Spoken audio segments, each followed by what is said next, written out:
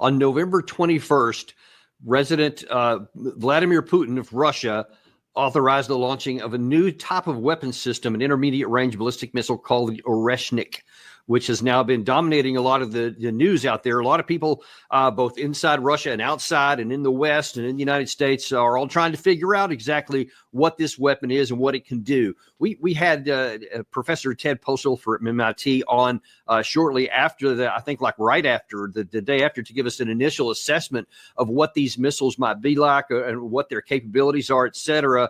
And now then in the intervening time, we've had a little bit more time to analyze this. And so we have some new ideas about what this thing may be.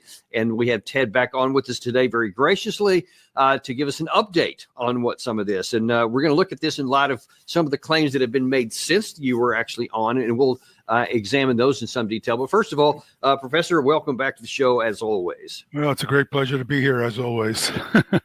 Well, listen, we are always eager to have you on anyway, because you can provide some clarity and at least some knowledge, as opposed to just some opinions that a lot of people are passing without much knowledge, which is a welcome change to the mainstream narrative.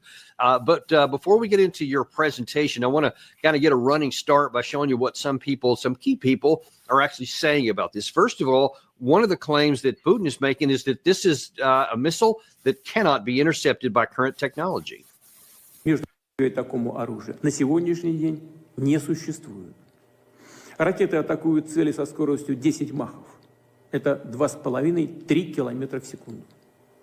Современные, имеющиеся в мире системы противовоздушной обороны и создаваемые американцами системы противоракетной обороны в Европе подобные ракеты не перехватывают. Это исключено. Подчеркну еще раз, что не Россия, а именно США разрушили систему международной безопасности. И, продолжая бороться, цепляться за свою гегемонию, толкают весь мир к глобальному конфликту. So the first thing he's saying is it can't be shot down. And by the way, it's you guys, not me, that caused this.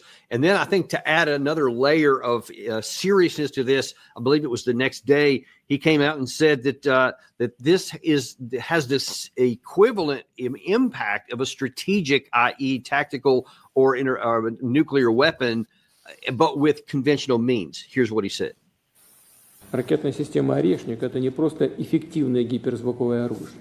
В силу своей ударной мощи, особенно при массированном групповом применении, да еще и в сочетании с другими высокоточными дальнобойными системами, которые также есть у России, результаты ее использования по объектам противника будут сопоставимы по эффекту, по своему могуществу с оружием стратегического назначения. Хотя по факту система «Орешник» стратегическим оружием не является, во всяком случае, это межконтинентальная баллистическая ракета. So what Putin is saying in total is that the missile is very effective. It can't be shot down, and it has strategic effects on there. But some Western people in Forbes magazine actually just came out and said, yeah, not really so much. It's, this whole rods from God thing based on how it looks when it's landed. It's not really as bad as what he said. According to Forbes in there, they're saying that it's basically the equivalent destructive power of a 2,000-pound bomb, which is, it's not small, but it's not that big a deal. It's not all that accurate. So really, we don't need to worry about it. So we want to know, what is the truth? Is Putin right? Is Forbes right? Or is the truth somewhere in between as far as you can tell? Well, there's been a lot of claims made on all sides, but I would say that I have some guesses at the payload capability of the missile, which could be between 6,000 and 9,000 pounds of total throw weight. What throw weight is what the missile can lift and throw onto a trajectory. It is definitely not a boost glide vehicle. By that I mean it is not the rocket motor that launches it toward the target places the trajectory on a classical ballistic trajectory. I'll show you what those trajectories look like. It's what's called a very lofted trajectory because it has a very steep reentry angle at the target area. And the kinetic energy of the incoming munitions, because they come in so fast, gets converted to heat when they hit the ground, and that heat causes the munition to literally turn into a molten metal and vaporize. And the vapors, of course, expand violently, much like the vapors in a high explosive, and they create an explosion effect. The explosion effect, though, is comparable to the weight of the munition in TNT, given the speed. It might be 1.5 times the weight of the munition, or it might be around 1 times the weight of the munition, depending on the actual speed of impact. But the speed of impact is between 3 and 3.5 kilometers per second. That is to say, between Mach 9 and Mach 11, close to there, and the munition weighs itself between 100 and 150 pounds. So it's like being hit with an explosive that's equivalent to about 100 or 150 pounds. The munition probably buries itself into the surface a bit. By a bit, I mean a meter or two. This is not penetrating through a big, deep into the ground. And in the process of penetrating into the ground a meter or two, and of course becoming vaporized, it produces a crater. And the crater is a little bit larger than what the equivalent TNT on the surface would produce, but the shock wave in the air is a little bit diminished, but still significant. So you have the equivalent of 66. We know there were 66 munitions. We know that for sure. I can show you data for that. Okay. And we and each of the munitions delivers 100, 150 pounds of explosive yield comparable to TNT. So the explosive yield of the total payload was between 6,000 and 7,000 and 10,000 pounds of TNT, spread over a significant area, though, because the munitions fell in clusters about roughly 800 meters to a kilometer long. So the munitions fell in a spread, which is not a surprise, since they were released from 6 separate canisters. So we have a very rough picture. The exact details we don't know, but I believe at this point, I could be wrong, and I'll be happy to tell your audience I'm wrong as we get to know more. But I could be wrong, but I believe now that we have a good basic design picture, conceptual design picture of this weapon. And the conceptual design is the details of the conceptual design are not very significant in determining its capabilities, assuming I have not made some significant mistake in evaluating its capabilities. And my guess is I haven't, but we'll just have to see. And then this is not in a vacuum. I mean, you're actually basing some of these off video evidence, off satellite imagery, and off your knowledgeable about these, right? We have a lot of evidence. I'll show you a little bit of it. Okay. We have debris on the ground. Let me, in fact, Gary, why don't you go to slide 8 exactly? If you look at slide 8, there's some debris on the ground. My best guess at this point is this is the outer shell of one of 6 canisters. I'll show you a diagram later. It's a little bit less than a meter in diameter. And if we go to the next slide, I'll show you to the right is the probable nose, spherical nose of the canister. And of great interest to the left is the propulsion section of the canister. So each of the canisters has a propulsion section. And if we look at the next slide, 10, you can see that there is a large spherical chamber in which gas is being produced by some kind of chemical reaction. The gas is not, it's hot, but it's not super hot like from a rocket motor. And there are orifices in the container, and each of the orifices feed a rocket nozzle. And there's only one nozzle left on this particular thing when it hit the ground, but we can see the nozzle. And if we look at the next picture of this, 11, we have another picture. I don't know if it's probably the same piece of material, but you can see there are two nozzles. One of the nozzles on the upper left has been knocked out of position, it looks like. But the nozzle on the lower left, you can see it's attached to some kind of mechanism, a hydraulic mechanism that would point the nozzle in different directions. So what you have is these 6 nozzles, which are all feeding gas out of them. And by maneuvering the direction of the nozzles, you can maneuver the container that is carrying the submunitions.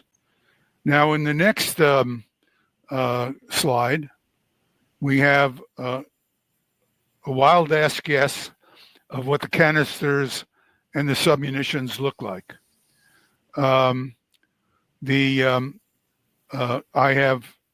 It's been said repeatedly that the diameter of the rocket that launches it is 1.8 meters. That's plausible.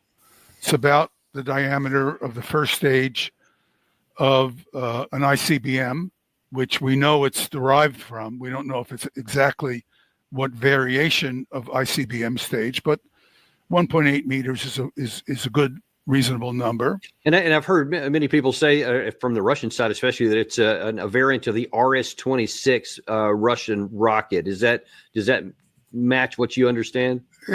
Yeah, it could be. It could be derived from the RS-25 or the RS-27, which are all closely related first stage rocket motors. So we don't know what that motor is. I have assumed that it's about a 25 to 35 ton rocket motor. And it's a single rocket motor, single stage. In other words, it's not a staged rocket. It may be, but I don't think so.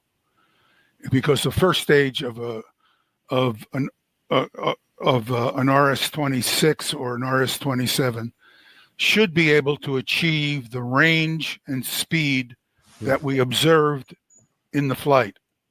So given that that's the situation, I think we can, it's probably reasonable that it was a one-stage vehicle.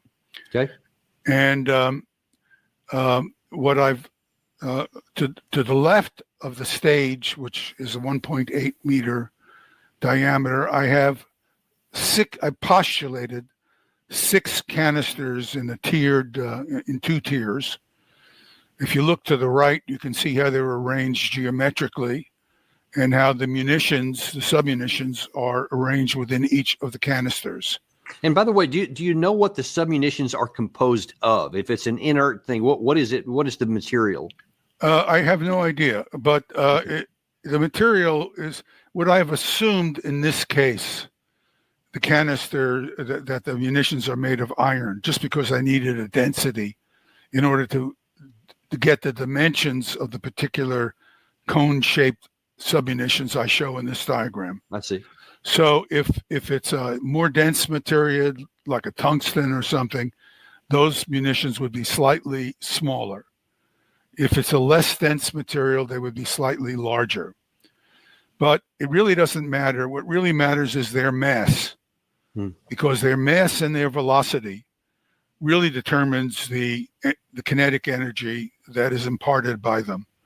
They are probably covered with some kind of material that an ablative material that's used for reentry vehicles, just to protect them from very high heating rates. My estimates are that the shock wave in front of the munition when it comes in at about 3.5 kilometers per second is close to 4,000 degrees Celsius. So it's hot, and you wouldn't want to melt or vaporize the metal at the tip. So you would put some kind of specialized material that you use on real warheads of longer range, and you'd cover the warhead tip with that material, just so you don't want it liquefying or vaporizing off. So there's some kind of there would be some kind of modest amount of heat shielding on the submunition. So if we go to the next slide, you can see, if we look at the left slide, the vertical axis on the left slide is the altitude in kilometers. And the horizontal axis is the speed in meters per second or Mach number. So if you look at altitudes between 250 and 50 kilometers altitude, you'll see that the speed is increasing as a function of altitude. Well, it's falling in a vacuum, and there's nothing to slow it up. There's no aerodynamic drag. But all of a sudden, it hits the top of the atmosphere at about 50 kilometers altitude, 40 kilometers, depends on and you can see it starts slowing up dramatically. I've chosen two different kinds of what are called ballistic coefficients. The two different vehicles are shown to the right in diagrams. One is basically a slightly different shape and weight than the other. And it just shows you that they hit the ground at different speeds. Exactly how important that is? Well, the higher speed is, of course, gives you more explosive impact, but the explosive impact is comparable in both cases. And if you want to get a sense of the deceleration that's going on, if you look at the right graph, we show the altitude in the vertical axis. We show the altitude versus on the vertical axis, and we see on the horizontal axis we show the deceleration in terms of G's of gravity. So you see, by the time it hits the ground, these things are decelerating at very high rates, between 20 and 25 or even 30 G's of deceleration. The deceleration is very dramatic at the lowest altitudes. So when you look at these things come in, they're really bright. They're heated to very high temperatures. So if we look at slide 18, this is a sequence of slides taken by a high dynamic range video camera.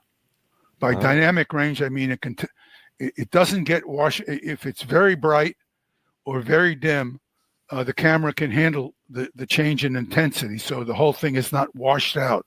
We'll see some videos where the camera is overwhelmed.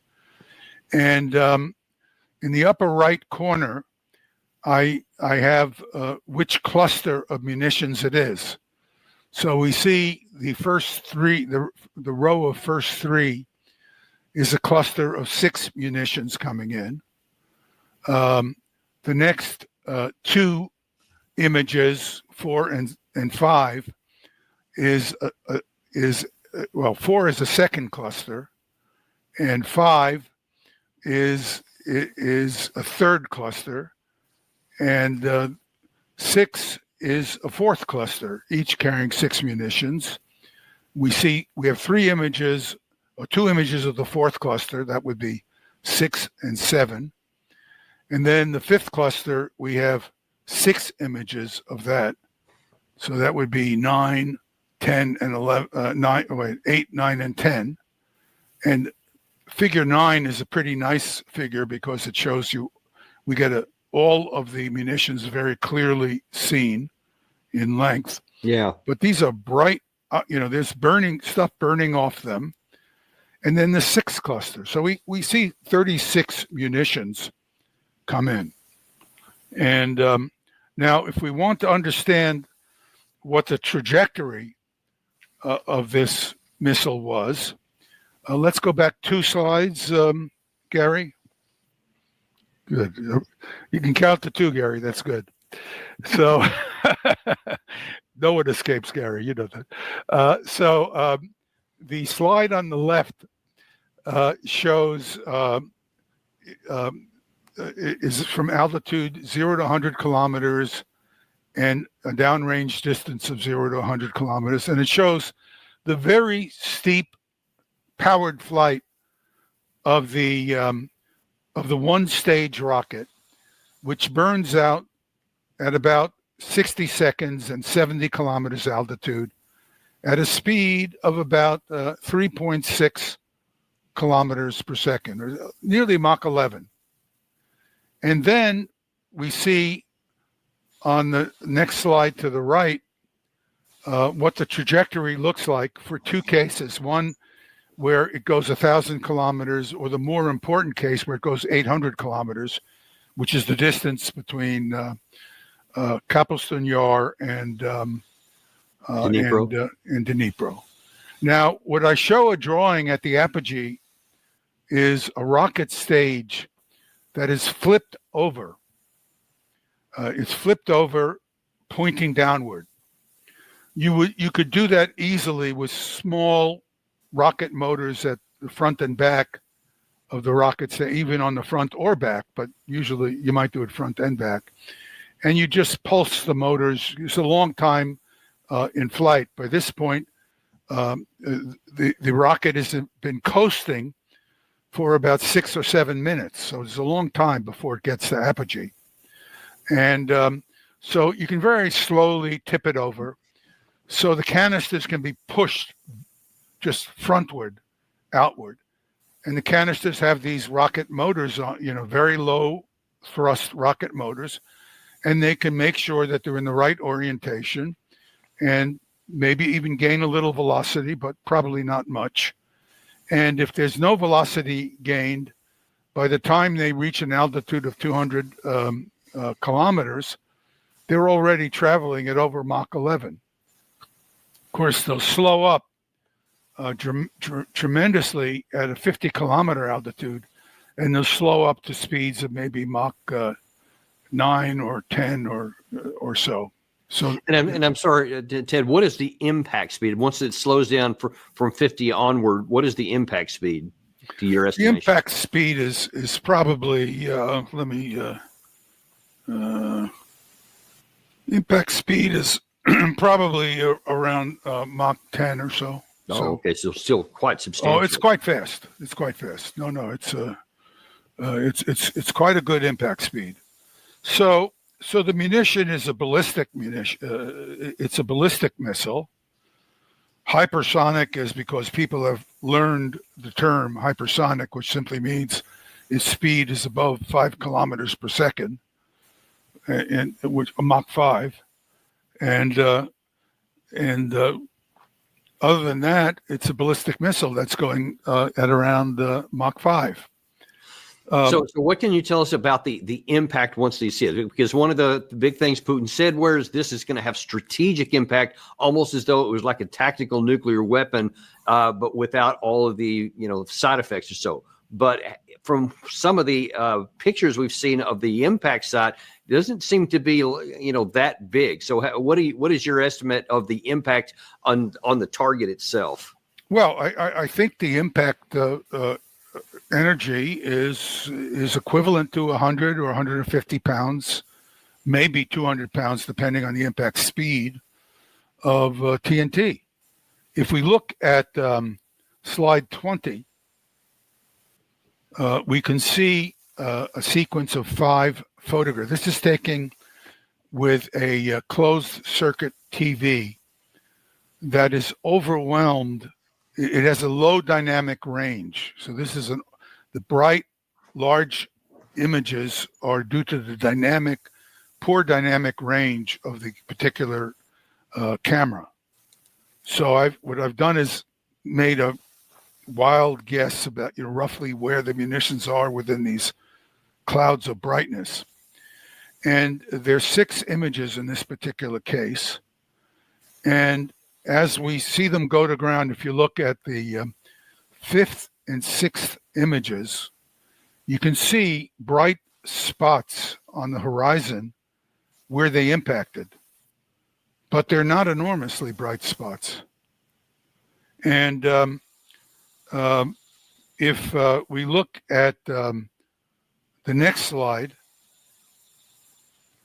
we can see that if we look at the slide number 6 in this case, we see evidence. Slide 5, if you look to the left, slide 5, the middle slide on the second row, you can see the leading munition is just about impacting the ground. And then immediately next, you see a very bright luminosity.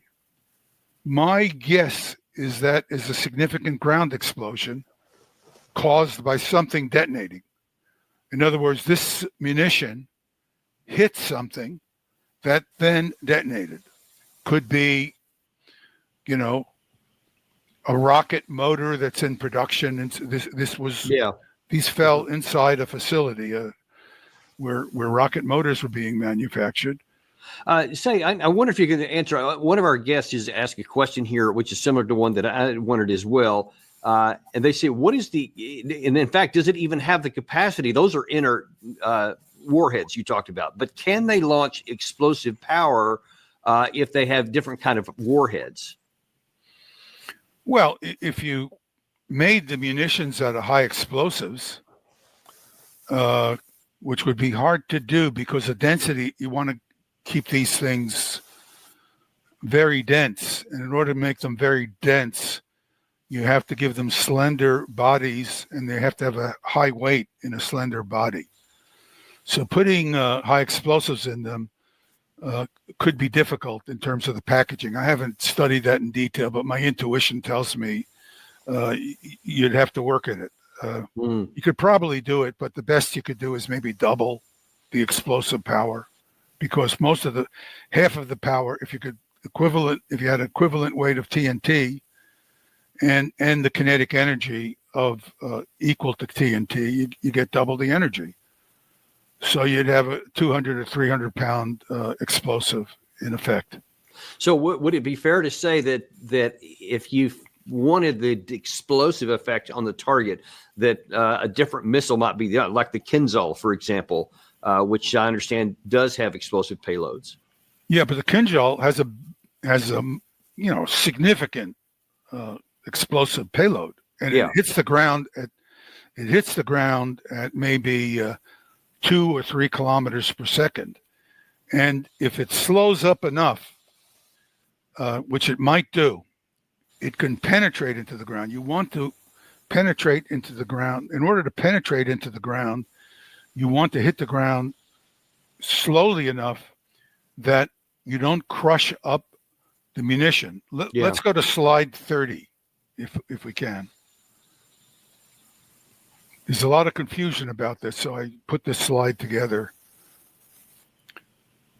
There we are. Now, if you look at the left, what I've postulated is a sub-hypersonic impact. And the outer arrow on the left, there are 2 arrows. The outermost arrow shows you the speed of sound in this submunition, which is about Mach 5. In other words, it's just at the hypersonic limit.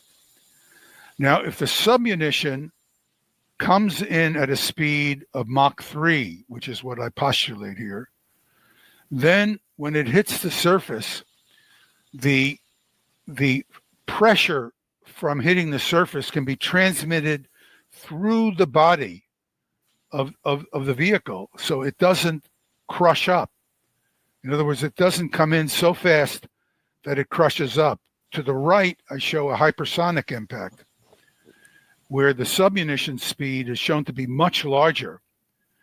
And in that case, the speed of sound in the object does not allow the energy, the compression, to be passed through the whole body of the vehicle. So what it does is it crushes up into a small section of the vehicle, and this small section gets extremely hot, like when you compress a gas very, very violently. And because it gets very hot, it becomes vaporized. And then it just, as a vapor, it explodes like a vapor would. It just disassembles. So, for example, if you go to the next slide, just one more slide, please. We see what it actually looks like. There's a contact compression where the projectile just compresses up and becomes extremely hot. The compression results, if you look at the figure to the right, first row to the right, you get a vapor produced because the temperature is driven to very high temperatures by the high speed getting converted, the kinetic energy of the high speed getting concentrated into a small volume of material, raising it to a very high temperature, 4,000, 5,000, 6,000 degrees Kelvin or Celsius. That material violently expands. It's a vapor. And then in the end, you get a crater. And the crater looks like craters on the moon or craters on the Earth or craters from bombs that detonate as they hit the surface. Now, you can get a bigger crater with a bomb at the surface if you slow the bomb up so it hits the ground, let's say at Mach 3 rather than Mach 5, Mach 3 like I showed you in the earlier diagram.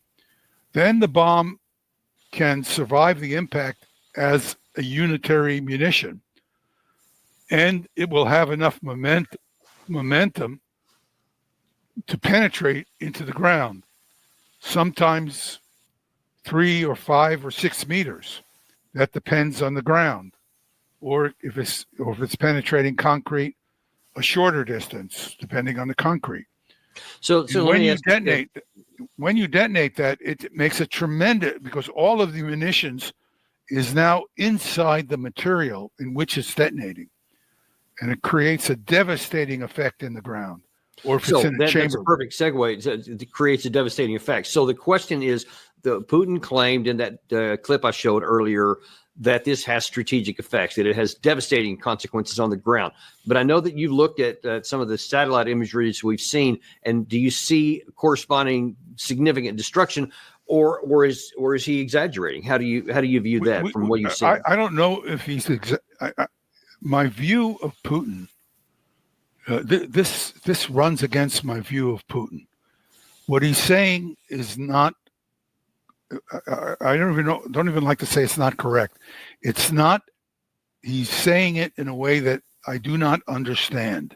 Okay, which now the reason I'm so cautious about the way I say this is because I do not think Putin is a guy who makes false statements about things like this, because he has adversaries, and he's he doesn't want to be caught misrepresenting something or making a mistake on something this basic.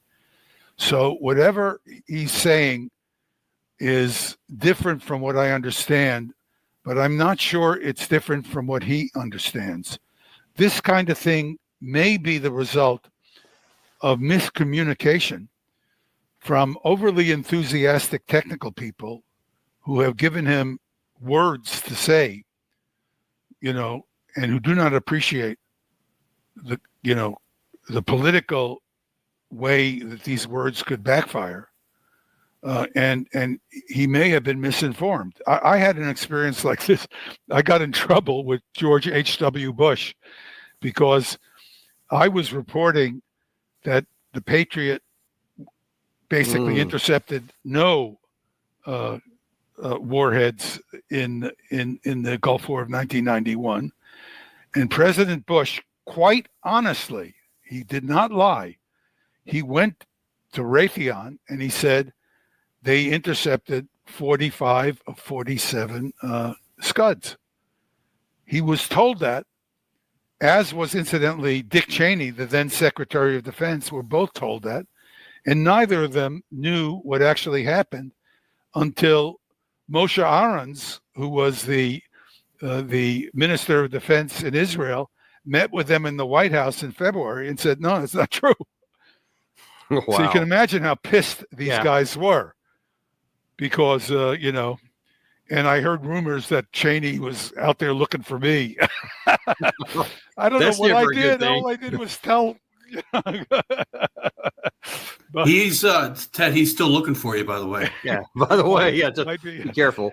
I saw what he did with those people. He was hunting birds. So yeah, exactly. Those were his friends, but just imagine. Right. So can you show us with your presentation here what you have seen about the impacts that it had on the ground? Well, if we look at slide 36, we have an example of ground damage. Supposedly, we have tried very hard. My colleague Chris Kabusk and I, Chris is very, very good at geolocation. He's really skilled at this, and so he came in and offered his help, and it was very generous of him. So this is a structure we believe was hit on November 21. It does not look to me or to Chris like it was hit with one of these submunitions. I don't know what did all this damage. One possibility is that a rocket stage or some large piece of the rocket, which slowed up substantially, was not at supersonic speed, just fell through the roof of this. And do you make that comment because the damage is not enough from what you would have expected with one of the submunitions? Well, you'd expect possibly the walls would be blown out. You should have enough overpressure from the equivalent of 100 or 150 pounds of explosives going off inside this building to knock down the walls. I mean, that's what I would guess would be in effect. You notice that the windows are blown out. So whatever went in blew out, moved the air violently enough that it caused enough internal pressure to blow the windows out. But that only takes a couple of pounds per square inch of pressure. But to get 10 or 15 pounds per square inch of pressure to blow the walls out, you need something more energetic output. So that's one image of damage. The next slide shows you another image of damage. Something hit the upper part of this building. It looks like it shattered the upper walls of the building. It probably hit something substantial, maybe a concrete floor, and vaporized on the floor. So this may have been a submunition that caused significant damage, had a chance to vaporize somewhere in the upper structure, did not penetrate through the structure because it was traveling so fast when it hit a concrete surface, it just vaporized. Wow. And created an explosion. That's my guess. I want to underscore these are guesses.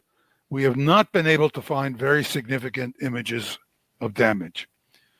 In the next image, we see a fire that was initiated by something that hit near this building. That is certainly a plausible result of one of these munitions hitting near the building, because the vapors would be very hot. They would, of course, cause a shock wave.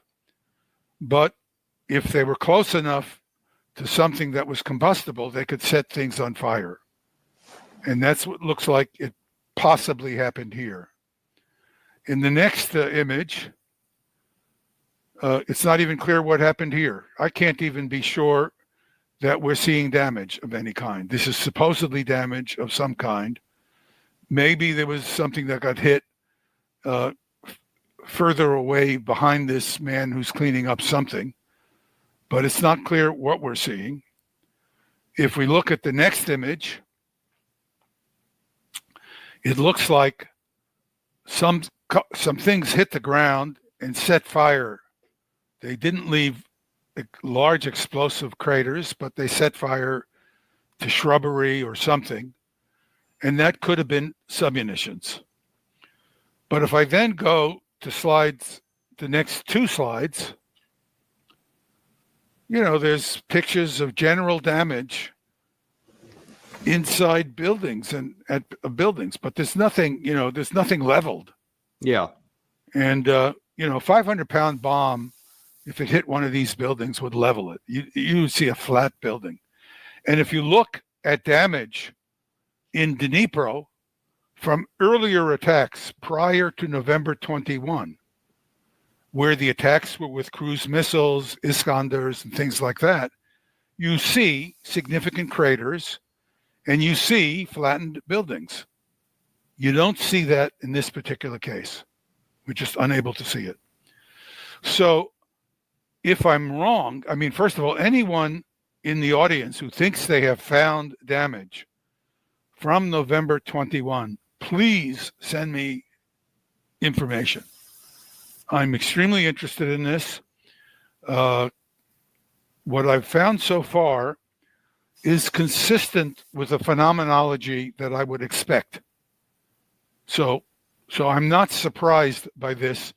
There's nothing happened here that defies my physical grasp of what I think is going on or has gone on. But I could be wrong.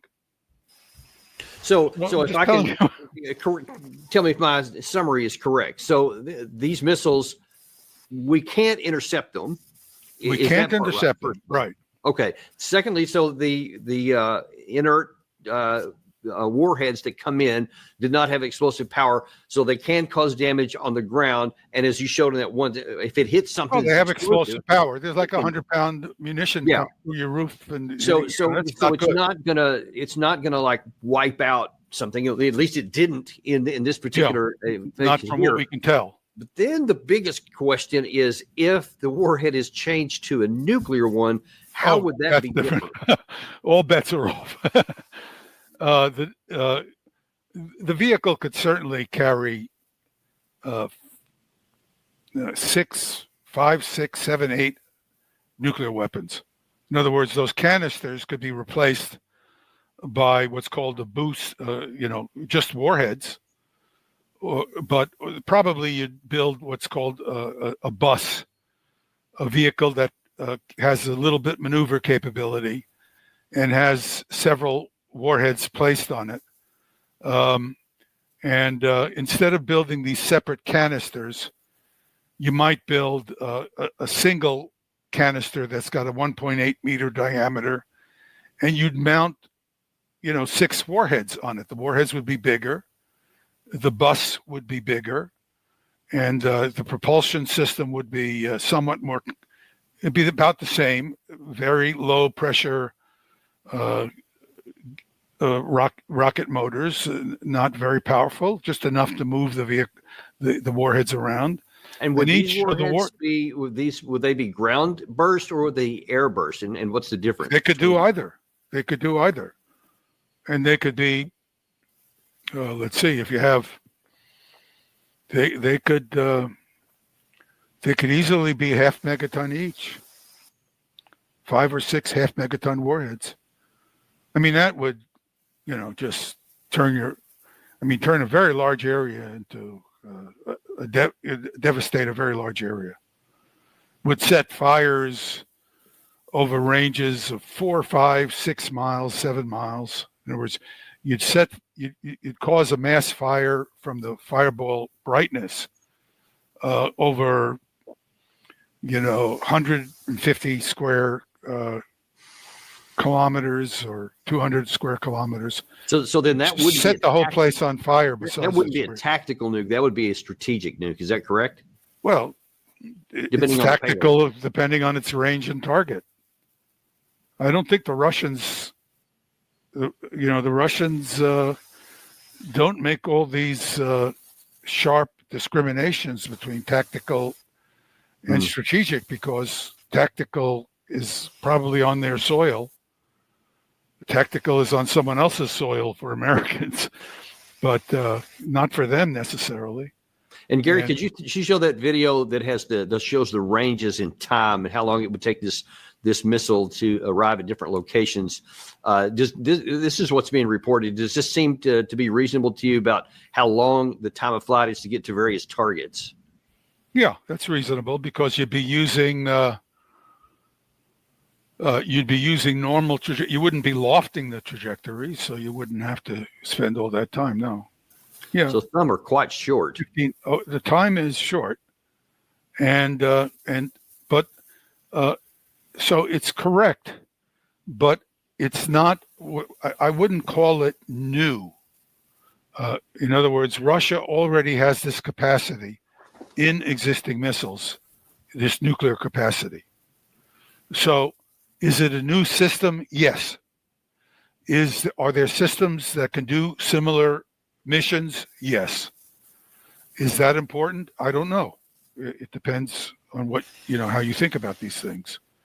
But certainly, this is a capability that Russia now has right this minute, which is something we ought to be thinking about. It should definitely factor. So when we provoke the Russians unnecessarily, and somebody says, "Oh, don't worry about it. It's only nuclear weapons." I mean, they're delusionary. They have no idea what they're talking about. They do, and let's hope that I hope people who have those ideas go back and look at the discussion we had about the effects of nuclear weapons. Right. That's one of the reasons why we all agreed it was important to discuss that. These are not just big TNT. They are different. They create a fireball that's hotter than the surface of the sun when it reaches its maximum size, which is typically fractions of a mile in diameter. That fireball sets fires at many miles range. The fires set a vast area on fire simultaneously, causing firestorms where the ground winds are hurricane force because it's like being inside a gigantic fire, and the air temperatures are well above the boiling point of water. Nobody lives through that. This is Hamburg on a scale like we've never seen before, and or Dresden. So, and that's just one of these weapons. So we don't want to be in a situation where they're used in any significant numbers, in any numbers. Any numbers. Yeah, absolutely. Right. We certainly do. Well, listen, we really appreciate this. Has been absolutely fascinating. Really appreciate you coming on and doing all the work. And by the way, people, this is a tremendous amount of work we're heaving onto the shoulders of Professor Postol. We're very, very grateful and our audience is very grateful for this. So thank you so much. Well, you've really pissed off my wife. Let me tell you that. That's a bad thing to do. We'll be a little. I'm not so afraid of the U.S. government, but really, I'm afraid of her. Yeah, well, we don't want to do that, especially so close to Christmas. Right. So, absolutely. All right. Well, thank you very much for coming on, and we appreciate you guys coming on. Also, to let you know, we're going to have Alexander Mercurius on this afternoon. I believe it's 3 p.m. Eastern time today. Going to look at what's going on in Ukraine. There's some very strange thing where Ukraine is giving an ultimatum to NATO. What is that all about? And what is Keir Starmer saying? How does that make any sense? Some of the comments coming out. You will not want to miss that. Alexander Mercurius this afternoon, 3 p.m. on Daniel Davis Deep Dive. Thank you very much, and we will see you then this afternoon.